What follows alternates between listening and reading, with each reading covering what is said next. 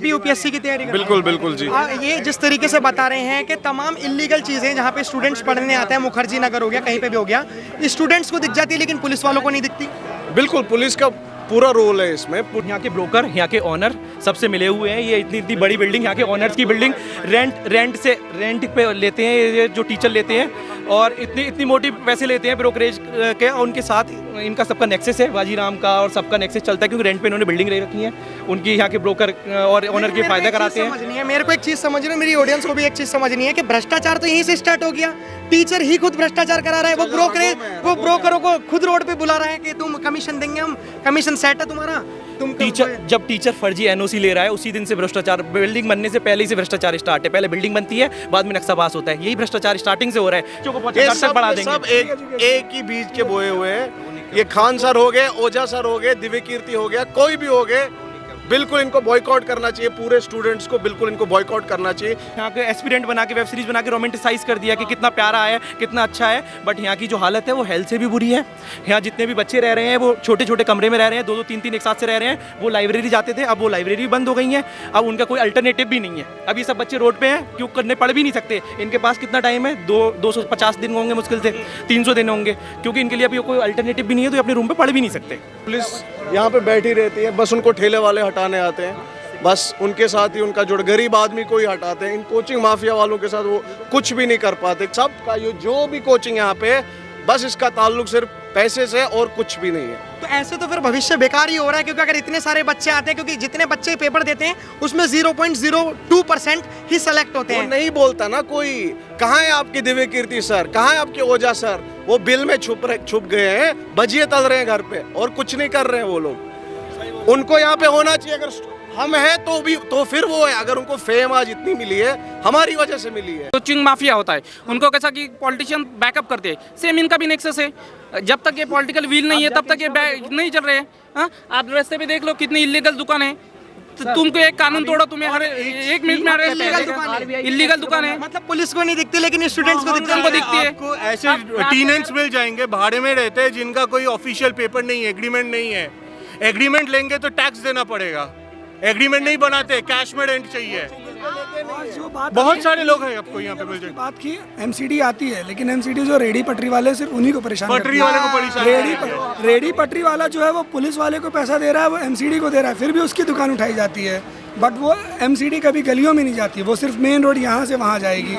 मतलब गरीबी नहीं मिटाई जा रही, गरीबों को मिटाया जा रहा है। Ease of doing business promote किया जा रहा है, लेकिन ईज ऑफ लिविंग नहीं प्रमोट किया जा रहा है। 3 हफ्ते पहले यहाँ पे एक्स गवर्नर आए थे, डी सुब्बा राव। हाँ, वो आए थे यहाँ पे लेक्चर देने राउज IAS में। जब उनको बुलाने की हैसियत है इन लोगों की, तो एक लाइब्रेरी में अंडरग्राउंड क्यों बना रखी है? एक स्टोरी ऊपर नहीं पढ़ा सकते बच्चों को, एक लाइब्रेरी ऊपर नहीं बना सकते। लेकिन मेरे को एक बार इलीगल वाली चीजें बताओ। जैसे आपने बताया आप स्टूडेंट्स पहुंच जाते हो, पुलिस नहीं पहुंच पाती है, इसका रीजन क्या है? इसका रीजन है कि इनको हफ्ते जाते हैं ना, हर दिन हफ्ता जाता है। वो आते हैं, उनको कॉफ़ी लेनी होती है तो कॉफ़ी लेती है, उनके नाम से कॉफ़ी ऑर्डर होती है, डिलीवर्ड होती है। हम नहीं कर सकते ना, हमारे पास इतना पावर नहीं है। यहाँ पे जो टॉपर्स होते हैं वो कहाँ जाते हैं, कहाँ जॉब करते हैं? वो तो IAS IPS में बैठे हुए हैं। तो वो टॉपर्स के साथ जब अगर ये लोग टॉपर्स टॉक के लिए बुला सकते हैं, तो वो तो उनके ही बच्चे हैं, तो उन्हें मैनिपुलेट करना कितना मुश्किल काम होगा आपके लिए। आप तो ये सोचिए, आज ये MCD वाला जो कमिश्नर है, मुझे पता नहीं है, वो भी तो किसी कोचिंग में पढ़ा होगा। सही बात। वो भी तो किसी कोचिंग में पढ़ा होगा। 1953 से राउस चल रहा है, कितने ब्यूरोक्रेट्स को पढ़ाया होगा इसने? कोई इसके खिलाफ जाएगा? जो अभी M हर्षवर्धन आए थे, जो DSP हैं, वो 2012 बैच के हैं, वो बाजीराम से ही कोचिंग की हैं। उन्होंने खुद बताया हम लोगों को, consider me as your brother, कि by obstructing traffic you are violating the law, I am your big brother, I have also done the coaching from same place. ये उनके सेंटेंस हैं।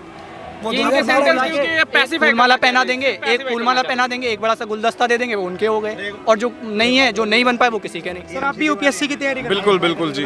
ये जिस तरीके से बता रहे हैं कि तमाम इलीगल चीजें जहाँ पे स्टूडेंट्स पढ़ने आते हैं, मुखर्जी नगर हो गया, कहीं पे भी हो गया, स्टूडेंट्स को दिख जाती है लेकिन पुलिस वालों को नहीं दिखती।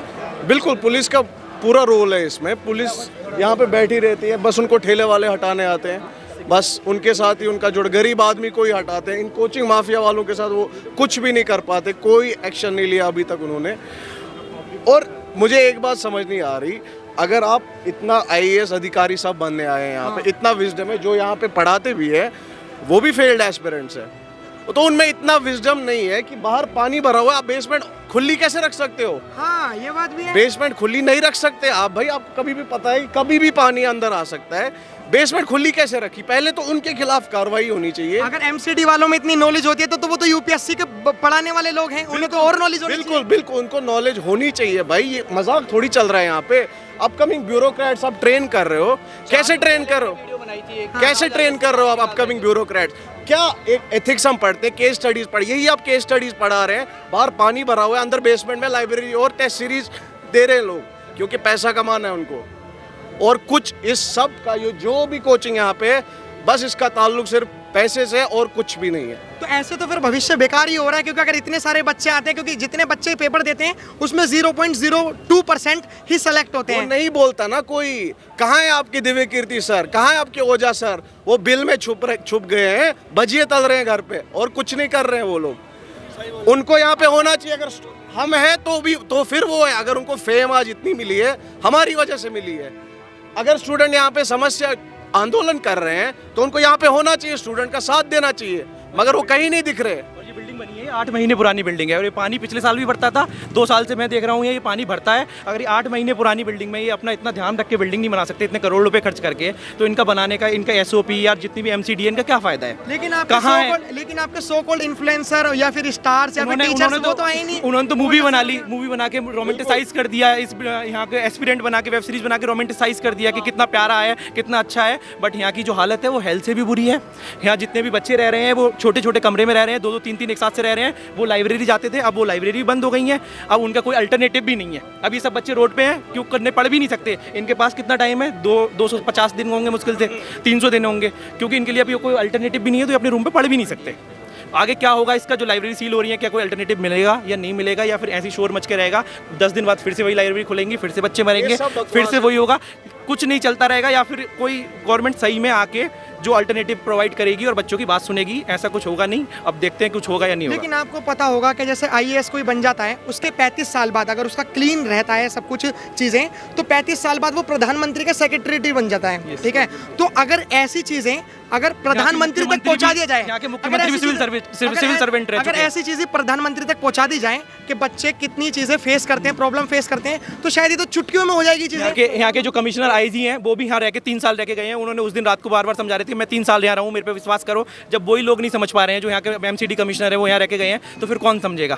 यहाँ के मुख्यमंत्री सिविल सर्वेंट है, कोई वो भी नहीं समझ पा रहे हैं, तो कौन समझेगा? ऊपर जितने भी अधिकारी बैठे हुए हैं वो नहीं समझ पा रहे हैं, जो यहाँ से रह के गए हैं, जस्ट ट्यूट कर देते हैं। यहाँ के जो अधिकारी हैं यहाँ के वो लेते हैं, इंटरव्यूज़ लेते हैं, गाइडेंस देते हैं, उसी बिल्डिंग में आते हैं, 500 बच्चों के साथ बैठते हैं, जबकि 200 बच्चों की एसओपी है। वही सब जो बाहर जाके ज्ञान देते हैं, वो यहाँ के उनका ज्ञान कहाँ चला जाता है? 500 बच्चों को जब वो लेक्चर दे रहे होते हैं, तो वो क्यों नहीं देखते कि 500 बच्चे बैठे हैं? अगर एक सीढ़ी है, अगर आग लगेगी या फिर, तो वो भी तो वहीं होंगे, वो तो पहले निकल जाएंगे, वो तो गेस्ट हैं, वो तो VIP हैं, बच्चा तो मरेगा जो पीछे बैठा है।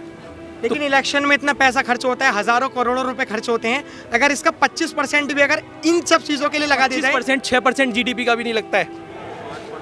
6% लग जाए, जो इनका जो डॉक्यूमेंट्स बनाते हैं नीति आयोग का, हाँ। 6% भी नहीं लगता एजुकेशन पे, वही लग जाए 2%, 1.5%, 1% हम एजुकेशन पे खर्च कर रहे हैं। मतलब जो लोग अनअकैडमी वाली जो वेब सीरीज देखते हैं, बायजूस वाली वेब सीरीज देखते हैं कि बाहर से माहौल एक इतना अच्छा होता है। यस, वो अनअकैडमी की वेब सीरीज है, उनका प्रमोशन की वेब सीरीज है। जो रोमन सैनी यहाँ से बन के गए थे, उन्होंने बोला था, उन्होंने पहले बोला कि 10,000 में कोर्स बेचूंगा, 1.5 लाख रुपए अनअकैडमी फीस ले रही है। $1 बिलियन यूनिकॉर्न बन गई उसकी कंपनी। और यहाँ पे बोल रहे थे जब उन्हें स्टार्टिंग की थी, मार्केटिंग इसी बात से हुई थी कि 10-10 हज़ार में हम कोचिंग पढ़ाएंगे। घर तक बच्चों को ये पढ़ा देंगे। सब एक ही बीज के बोए हुए हैं। ये खान सर हो गए, ओझा सर हो गए, दिव्य कीर्ति हो गया, कोई भी हो गए, बिल्कुल इनको बॉयकॉट करना चाहिए। पूरे स्टूडेंट्स को बिल्कुल इनको बॉयकॉट करना चाहिए, क्योंकि ये किसी काम के नहीं, बस पैसा कमाने में और अपनी फेम के साथ है बस। यहाँ के ब्रोकर, यहाँ के ऑनर सबसे मिले हुए हैं। ये इतनी बड़ी बिल्डिंग, यहाँ के ऑनर्स की बिल्डिंग रेंट पे लेते हैं, ये जो टीचर लेते हैं, और इतनी मोटी पैसे लेते हैं ब्रोकरेज के। और उनके साथ इनका सबका नेक्सेस है, बाजीराम का और सबका नेक्सेस चलता है, क्योंकि रेंट पे इन्होंने बिल्डिंग ले रखी है। उनकी यहाँ के ब्रोकर और ऑनर के फायदा कराते हैं। मेरे को एक चीज़ समझ रही है, मेरी ऑडियंस को भी एक चीज़ समझनी है कि भ्रष्टाचार तो यहीं से स्टार्ट हो गया। टीचर ही खुद भ्रष्टाचार करा रहा है, वो ब्रोकरों को खुद रोड पे बुला रहा है कि तुम कमीशन देंगे, हम कमीशन सेट है तुम्हारा। जब टीचर फर्जी NOC ले रहा है, उसी दिन से भ्रष्टाचार, बिल्डिंग बनने से पहले ही से भ्रष्टाचार स्टार्ट है। पहले बिल्डिंग बनती है, बाद में नक्शा पास होता है, यही भ्रष्टाचार स्टार्टिंग से हो रहा है। फिर तो क्लास तो बाद में स्टार्ट हुई है, पहले तो बिल्डिंग बना रहे हैं ना। जब वही फर्जी उसमें बिल्डिंग्स में चल रही है, संस्कृति आईएएस में मुखर्जी नगर में बच्चे कूदे, उसी बिल्डिंग में क्लास चल रही है फिर से, बच्ची लड़कियां छत से कूदी, आग लगी, बहुत सारे बच्चे मर गए, 33 बच्चे एक बार पीछे सूरत में मरे थे आग से, बट सेम कुछ चल रहा है। सूरत वाला इंसिडेंट भी ये जो बता रहे हैं वो भी फायर का ही इंसिडेंट था, बट वो कुछ नहीं हुआ। यहाँ हर बिल्डिंग में सेम इतनी पतले पतले वो स्टेयर्स हैं, उन पे 6-6, 8-8 मीटर लगे हुए हैं, एक भी अगर मीटर में आग लगेगी तो सारे बच्चे अंदर रह जाएंगे, क्योंकि उनके पास कपड़े होते हैं, बुक्स होती हैं जो बहुत जल्दी आग पकड़ती हैं। आप भी यूपीएससी की तैयारी कर रहे हैं? Yes sir. हमारा देश क्या इंतजार करता है कि कब कोई दुर्घटना हो और तब जाके हम उस पर प्रतिक्रिया दें? इंतजार तो बिल्कुल नहीं सर मैं ये बोलना चाहता हूँ, एडमिनिस्ट्रेशन पहले भी काम नहीं कर रहा था और आज भी नहीं कर रहा है। इस प्रोटेस्ट का आउटकम्स क्या निकल रहा है? हमारी सिंपल सी डिमांड है कि ड्रेनेज सिस्टम अगर ख़राब है तो उसको सही किया जाए। एमसीडी का जो मोरल वैल्यू, जो भी उनका ड्यूटी दी गई है, वो एटलीस्ट कंप्लीट की जाए। कि तुम्हें दिख रहा है 4-5 साल से यहाँ वाटर लॉगिंग का प्रॉब्लम चल रहा है, तो आप क्यों काम नहीं कर रहे हो?